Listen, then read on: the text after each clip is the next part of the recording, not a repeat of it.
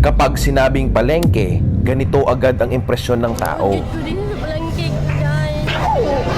Grabe ka ba ho?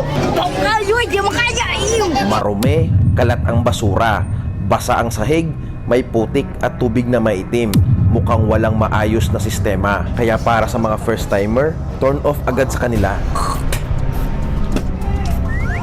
Siksikan at delikado, para kang nagpapatintero, takot sa mandurukot at aksidente.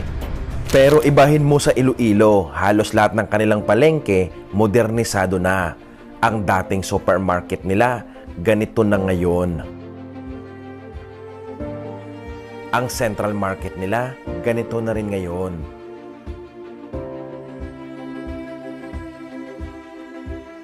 Ganon din sa ibang sakop ng syudad.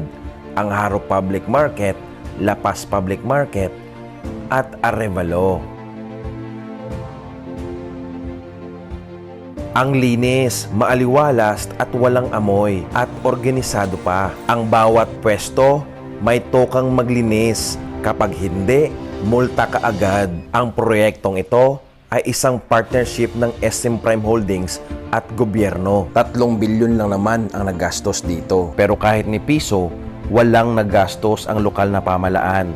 Pero sila pa rin ang namamahala rito. Kung may ganito, isa lang ang ibig sabihin nito. Ang pribadong kumpanya ay may malaking tiwala sa namamahala at hindi mangyayari ito kung hindi magaling ang mayor ng syudad. Dahil kapartner ang SM dito, merong mall sa loob. Kaya kung tapos ka ng mamalengke, pwede ka nang magpa-aircon at mag-shopping dito. Sosyal, di ba? Sana buong Pilipinas ganito. Para hindi traffic sa daanan, nilagyan ng parking area sa taas. E paano kung mabigat ang pinamalengke? Huwag kang mag-alala dahil mayroong elevator yan. Ang palengke ay pangunahing dinadayo ng lahat, mapalokal o turista. Tama lang na malinis ito dahil kalinisan at safety ng pagkain ang nakasalalay dito. Ganito ang resulta kung ang gobyerno at pribado ay nagtutulungan.